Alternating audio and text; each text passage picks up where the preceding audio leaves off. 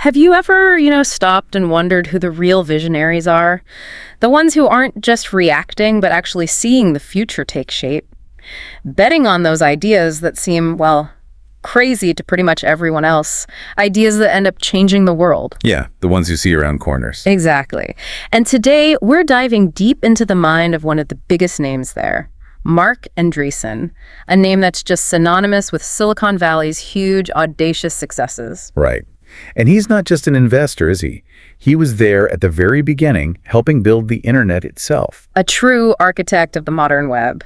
And then he became this kingmaker, backing companies like, Facebook, Twitter, Airbnb. When others were really hesitant, seeing mostly risk. Totally. So it's more than just a track record of smart bets, right? There seems to be a consistent philosophy behind it all. That's what we want to unpack today. His unique approach to tech, to risk, and how he spots what's next. We'll look at the patterns he searches for, the mindset you need to bet that big. And maybe some surprising lessons he learned along the way. Absolutely. And these aren't just stories. They're insights, things you can actually apply to understanding innovation in whatever field you're in. Whether you're leading a team, maybe building something yourself, or just trying to figure out where things are heading. Exactly. Okay, so get ready. This is going to be a fascinating journey. From the dawn of the internet right up to, the future of AI. All through his eyes. Let's start at the beginning then. Before the internet was, everywhere, like it is now. It was pretty different, right? Mostly academics, researchers. Oh, completely different. Very niche. And that's where Andreessen's foundational work started, back in the early 90s. He was a student, University of Illinois, and he, along with Eric Bina, built Mosaic. Mosaic, the first graphical browser. That sounds like a huge leap. It was monumental. Before that, the web was text-based, hard to navigate. Mosaic made it visual, intuitive. And his core insight, what he called the magic, was realizing, wow, people everywhere could suddenly access information, communicate, connect. That must have felt electric. That was the spark, yeah. Seeing that human potential unlocked by this technology. And when Netscape came out, the company he co-founded, that wasn't exactly a quiet launch, was it? No, not at all. He described it as like opening a floodgate. Millions of people downloaded it almost immediately. It was staggering. Wow. So suddenly everyone's paying attention. Everyone. VCs were calling nonstop. The media went into a frenzy. Even giants like Microsoft were, frankly, scared. So that experience must have taught him something fundamental. Absolutely. It crystallized the key lesson that shaped his whole investment view later on. He realized that technology adoption can feel like nothing for years, and then suddenly it's everywhere, that tipping point. Right. It's not always a smooth curve. It can be exponential. Exactly. And for you listening, the takeaway is maybe to watch for those small, persistent signals in new tech. Don't wait for the mainstream hype.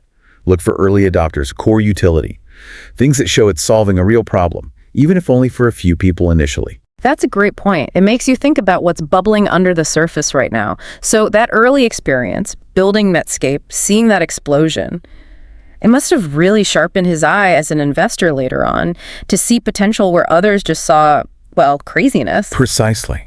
He wasn't just looking for a good idea. He was hunting for what he calls asymmetric upside. Asymmetric upside, meaning? Meaning the potential payoff, if it succeeds, is massively, disproportionately larger than the initial risk. You invest a bit, but if it hits, it could be 100x, 1,000x, not just a small win. Okay, so go big or go home, essentially. In a calculated way, yes.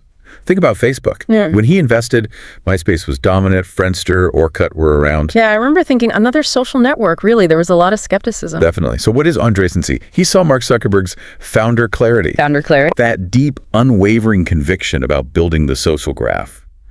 Zuckerberg wasn't just building a website in his view. He saw it as an infrastructure for human connection. A map of relationships designed to scale globally. That underlying ambition. That's a much bigger vision than just another website. Right. And then look at Twitter. Oh, yeah. Initially mocked as just silly, wasn't it? What did you have for lunch? Totally dismissed by many.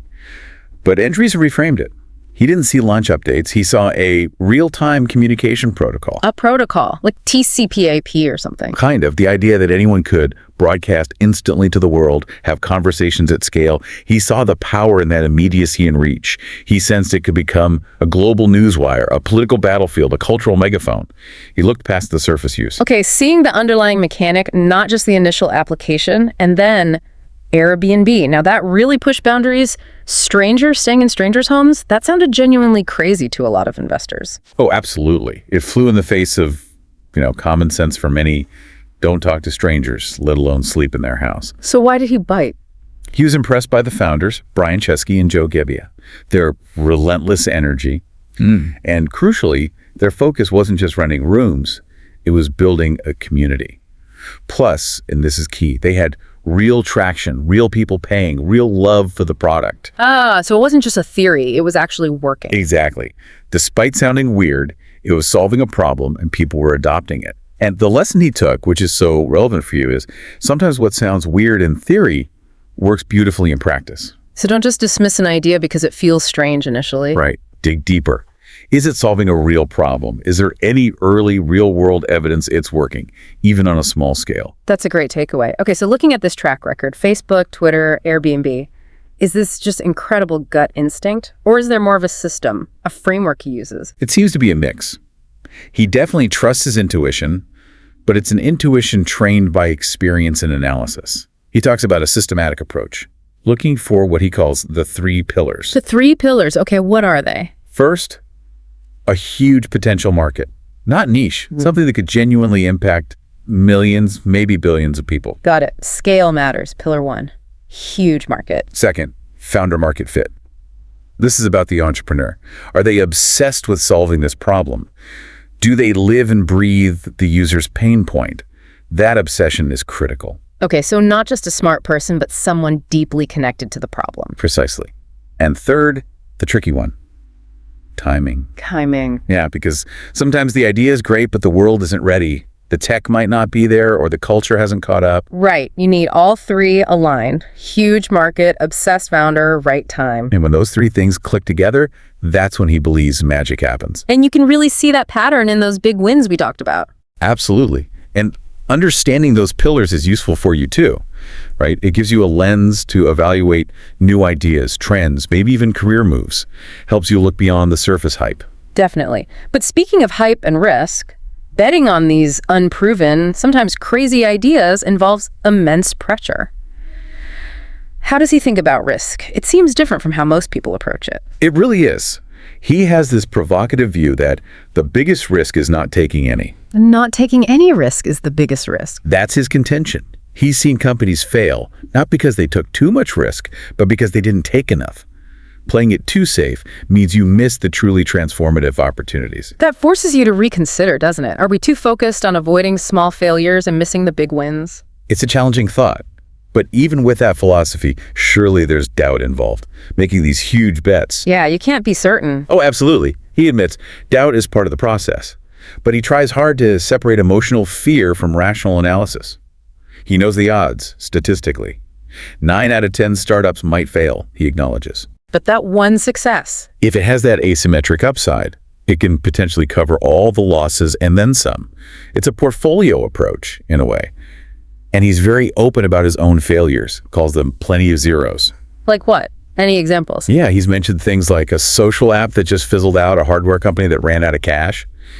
He frames these as the tuition fee of innovation. The tuition fee of innovation. I like that. It normalizes setbacks as part of the learning curve. Exactly. It's not failure in the ultimate sense, it's the cost of pushing boundaries. But even so, there must be some misses that sting. The ones that got away. He's mentioned one big one publicly. We miss Google. That one hurts. Ouch. Yeah, that would hurt. But he also stresses not dwelling on it. Learn the lesson. Move on. Don't let the misses paralyze you. Which is great advice for anyone, really. View setbacks as learning, not just failure. Absolutely. It helps you embrace calculated risks. So if he's always looking around corners, how does he approach areas that generate so much hype and controversy, like crypto or AI? Areas many dismiss as just bubbles. He applies that same framework, trying to see past the noise. With crypto, he was in very early. He saw Satoshi Nakamoto's Bitcoin white paper as profound, calling it the birth of the internet again. Wow. High praise. Why? He saw it as creating a decentralized, borderless, programmable form of money. But bigger than that, he views blockchain as a fundamental new architecture for trust online. So way beyond just digital currency. Far beyond. And he firmly believes crypto will become mainstream, following a path similar to the early internet initial skepticism, then gradual, then sudden widespread adoption. A bold prediction given the volatility we've seen. What about AI? That's the topic on everyone's lips now. He sees AI as one of the biggest technological shifts of our lifetime, period. He thinks it will change everything. How we work, how we learn, how we create. Like electricity or the internet itself. That's his analogy. A general-purpose technology that infuses everything. And importantly, he frames it primarily as augmenting humans, making us more powerful. So augmentation, not just replacement, that's a more optimistic take than you often hear. Right. He predicts it will lead to entirely new kinds of jobs and industries, not just shift existing ones. It prompts you to think maybe we're too focused on the fear and not enough on the potential for human enhancement. That's a really interesting perspective. So beyond crypto and AI, where else does he suggest looking for those hidden gems? What's next on his radar? He points to a few areas. Biotech and synthetic biology, rewriting life, essentially. Space tech, but specifically the spillover stuff. Spillover. Better satellites, global communication networks, AI applied to space data or exploration, things with terrestrial applications, and also defense tech, an area he thinks is underinvested in terms of innovation. Interesting. So diverse areas, but is there a common thread? He says the pattern is always the same. At first people laugh, then they ignore, then suddenly it's everywhere. That cycle again, Netscape, Facebook, maybe crypto, maybe AI. Exactly. And understanding that cycle helps you, the listener, filter the noise. What's real transformation versus just hype? It's clear listening to this that his drive isn't just about money. What's the core motivation for someone like him, the kingmaker? He's quite explicit about that. Money isn't the motivator, it's curiosity and the thrill of discovery. The thrill of seeing it first. Seeing something before the world sees it, yeah.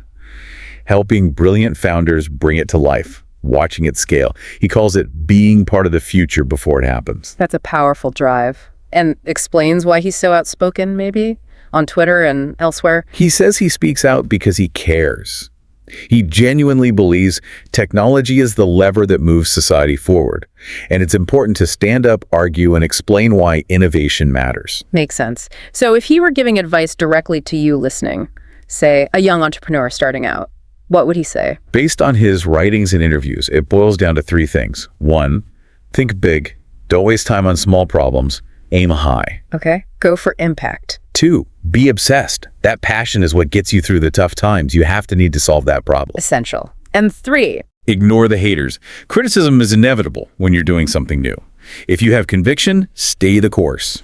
think big, be obsessed, ignore the haters. Got it. And what about for aspiring investors? Similar directness. First, learn to say no. Most pitches won't be the right fit. Discipline is crucial. Filter ruthlessly. Second, when you do say yes, go all in. Be committed, support the team fully. Conviction again. And that leads to the third, build conviction, not consensus. The biggest returns don't come from following the crowd. They come from independent thinking, sometimes contrarian thinking. That makes a lot of sense. How does he see himself, do you think? He describes himself as honest and direct. He acknowledges an intensity, but says it comes from passion, not ego. And his legacy, how does he hope to be remembered? As someone who believed in the power of technology and helped it flourish, someone who bet on the crazy ideas, the outcasts, the dreamers. That's quite a legacy to aim for. And these points aren't just for tech people, are they? They feel like actionable insights for anyone. Absolutely. Thinking big, being passionate, building conviction, learning from failure, that applies everywhere. It's real inspiration. So we've really journeyed through his mindset, haven't we? From building that first graphical browser, Mosaic, right through to betting on AI's future. We've seen how he looks for those pillars.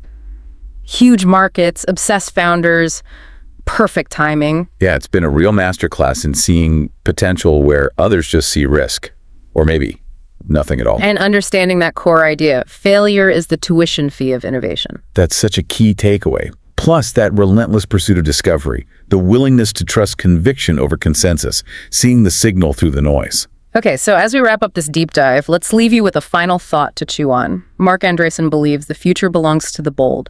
Don't be afraid to bet on it. So the question for you is, what seemingly crazy ideas or opportunities might you be overlooking right now in your life, your work, your industry, just because they don't fit the current mold, because they make you or others a bit uncomfortable? Maybe it's time to challenge that comfort zone, to lean into building your own conviction, finding your unique perspective. Instead of just seeking the safety of consensus. Yeah.